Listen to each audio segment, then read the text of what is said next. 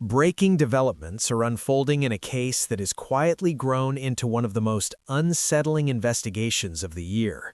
Authorities in Montana have arrested Neil Langston, a 23-year-old influencer and close associate of singer David, in connection with an ongoing grand jury investigation tied to the death of 14-year-old Celeste Riva Hernandez. The arrest happened nearly 1,200 miles away from Los Angeles in Helena, Montana, a quiet capital city with a population under 70,000. According to jail records, Langston was taken into custody on a Los Angeles Superior Court warrant, reportedly for failure to appear as a witness. He is currently being held without bond as extradition proceedings move forward. Why does this matter? Because this arrest may signal a turning point in a case surrounded by sealed records, unanswered questions, and growing speculation. Back in September, Celeste's decomposed body was discovered inside a Tesla registered to David.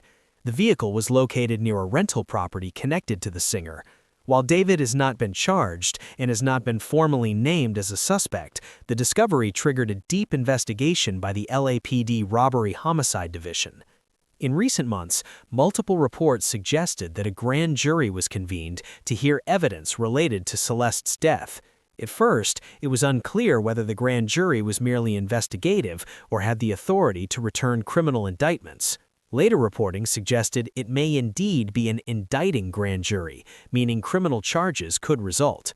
That's where Langston's arrest becomes critical. Sources indicate there had been prior discussions among prosecutors about an uncooperative witness, someone believed to possess important information but unwilling to testify. With Langston now arrested on a failure to appear warrant, many observers believe investigators may have finally located that missing piece. Langston is known to be part of David's social circle. He has appeared in photos with the singer and maintained a public presence online. However, it remains unclear what, if any, relationship he had with Celeste or what specific information prosecutors believe he holds. What is known is that LAPD coordinated with Montana authorities, and the U.S. Marshals Task Force assisted in locating and arresting him. That detail suggests investigators were actively searching for Langston, not merely waiting for him to surface. Failure to appear as a witness is not a minor issue. It is often treated as contempt of court, and judges take it seriously, especially when a grand jury is involved. As Langston prepares to be transported back to Los Angeles, the larger question looms. Is this arrest simply about forcing testimony, or does it hint at something much bigger? To understand the significance of Neil Langston's arrest, it's essential to understand how grand juries operate and why prosecutors rely so heavily on reluctant witnesses. A grand jury is not a trial. There is no defense attorney cross-examining witnesses, no jury deliberating guilt or innocence. Instead, prosecutors present evidence privately, asking jurors one core question: is there enough probable cause to move forward with criminal charges? The standard is relatively low, but the consequences are enormous. In this case, reporting indicates prosecutors have been presenting witnesses since at least November, suggesting a complex investigation with multiple angles. Some witnesses have reportedly already testified, while others, like Langston, may have resisted. Langston's attorney is believed to also represent Robert Morgan Roth, a senior figure within David's touring and business operations. Roth has reportedly been questioned in connection with the case, and sources suggest he may have already appeared before the grand jury. This overlap raises obvious questions. Are prosecutors building a case involving multiple individuals? Is Langston being compelled to confirm or contradict existing testimony? Authorities have not released official details, but investigators rarely go to the lengths of tracking down a witness across state lines unless they believe the testimony is material and necessary. Another critical unknown remains the medical examiner's findings. The cause and manner of Celeste's death have been sealed by court order. Early reports suggested investigators were unsure whether her death was a homicide, an overdose, or something else entirely. Later reporting implied the case may now be treated as a potential homicide investigation. That shift matters. If the death is ruled a homicide, the legal landscape changes dramatically, opening the door to charges ranging from murder to conspiracy or accessory offenses. Even if Langston ultimately refuses to testify and invokes his Fifth Amendment rights, the court still has leverage. Judges can hold uncooperative witnesses in custody for civil contempt, sometimes for weeks, until they agree to testify or the grand jury concludes. That pressure often forces decisions. The fact that Langston was located in Montana, far from Los Angeles, has also fueled speculation. Investigators have not confirmed whether Montana itself has any connection to Celeste's death, or whether Langston simply fled there to avoid legal obligations. Either way, authorities appear determined to close that gap. Following his arrest, Neil Langston appeared before a Montana judge for a courtesy arraignment. Reports indicate he has not fought extradition, meaning he will be transferred back to Los Angeles without delay. In most cases, waiving extradition is the fastest path forward. Fighting it can keep someone jailed out of state for weeks, sometimes longer, while governors review paperwork. For witnesses, cooperation often leads to quicker release. Investigators believe LAPD detectives may already be en route or have already spoken with Langston before transport. It's common practice to attempt interviews during this window, even if a suspect or witness ultimately declines to speak. Meanwhile, questions continue to swirl around David's whereabouts. The singer has remained largely silent, and authorities have not publicly confirmed his location. However, legal experts widely believe his attorney, a high-profile defense lawyer, is in communication with prosecutors. In high-visibility cases, defense attorneys rarely allow clients to vanish completely. If charges are imminent, voluntary surrender is often negotiated to avoid more aggressive enforcement. Another layer of concern involves Celeste's age. At 14 years old, any romantic or sexual involvement with adults would be illegal, regardless of consent. Investigators are believed to be examining not only her death, but the broader circumstances surrounding her association with older individuals. That could mean multiple charges, even if homicide cannot be conclusively proven. Grand juries could issue single indictments naming multiple defendants, or return separate indictments over time as evidence develops. Prosecutors may already have testimony from cooperating witnesses, and Langston's arrest could be about confirming, clarifying, or challenging those accounts.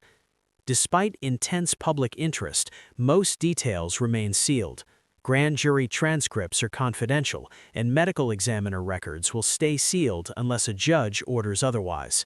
For now, the case continues to unfold behind closed doors. As Neil Langston is transported back to Los Angeles, the investigation enters a critical phase. Prosecutors now hold the power to compel testimony, apply pressure through contempt proceedings, or evaluate whether Langston himself faces legal exposure. Reluctant witnesses do not always indicate guilt. Many refuse to cooperate out of fear of retaliation, public scrutiny, or being dragged deeper into a legal nightmare. Veteran investigators note that hesitation is common, especially in high-profile cases involving young witnesses and powerful figures. Still, timing matters. Reports of an uncooperative witness surfaced in December. Langston's arrest followed weeks later. That sequence suggests investigators exhausted other options before turning to arrest and extradition.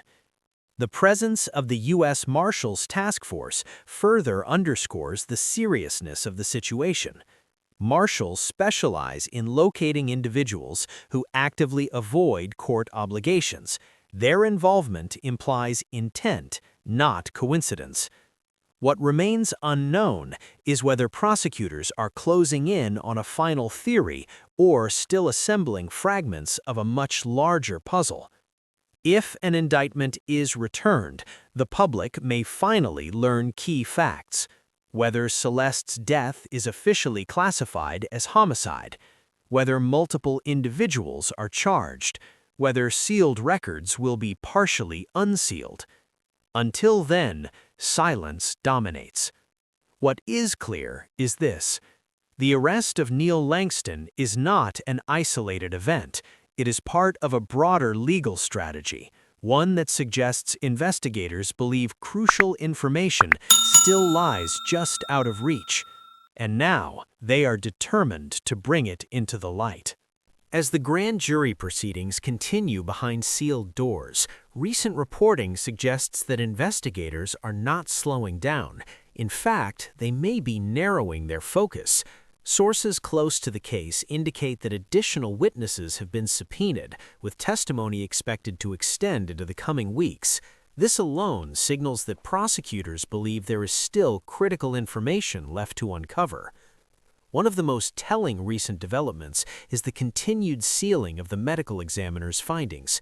In many death investigations, records are unsealed once investigators rule out criminal involvement. Here, that has not happened. Legal analysts note that courts typically allow such records to remain sealed only when disclosure could compromise an active criminal case. This strongly suggests that investigators are now operating under the assumption that Celeste's death may involve criminal liability, even if charges have not yet been announced. Another notable development involves the pattern of witness cooperation. According to recent legal commentary surrounding the case, prosecutors appear to be distinguishing between three categories of individuals: those believed to have direct knowledge, those with secondary information, and those whose testimony may help establish timeline and movement rather than direct actions. Neil Langston's arrest fits squarely into this framework. Failure to appear as a witness is rarely pursued aggressively unless prosecutors believe the testimony is essential to either confirm or contradict other evidence already presented. His rapid extradition back to Los Angeles suggests authorities are prioritizing speed, an unusual move, unless the grand jury is approaching a decision point. Meanwhile, attention has also returned to digital evidence. Recent true crime documentaries and expert discussions surrounding similar cases emphasize how modern investigations rely heavily on phone data, GPS history, ride records, and vehicle telemetry. In this case, the Tesla in which Celeste was found may provide investigators with precise data regarding movement, parking duration, and access timelines. If that data conflicts with witness statements, it could explain why prosecutors are pressing reluctant witnesses so aggressively. Another emerging angle discussed in recent legal analysis is liability beyond homicide. Even if prosecutors determine they cannot prove murder beyond a reasonable doubt, other serious charges may still apply, including unlawful relationships with a minor, obstruction of justice, or concealment of a body. These charges often require less evidentiary burden and can still carry severe penalties. This layered approach is common in complex investigations involving young victims in multiple adults.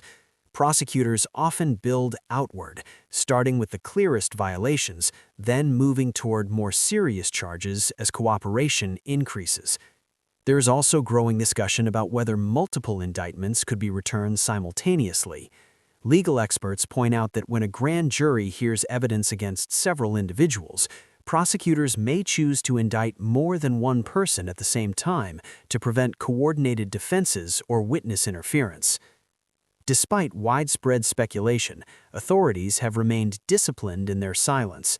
No press conferences, no leaks confirming suspects, no public timeline. This restraint itself is telling. In high-profile cases, silence often means prosecutors believe their strongest evidence has yet to be revealed. For now, the case remains suspended between questions and answers, but with witnesses still being called, extraditions underway, and records sealed, one thing is clear: this investigation is not winding down, it is moving toward a conclusion. And when that conclusion arrives, it is likely to reshape everything the public believes it knows about what happened to Celeste Riva Hernandez.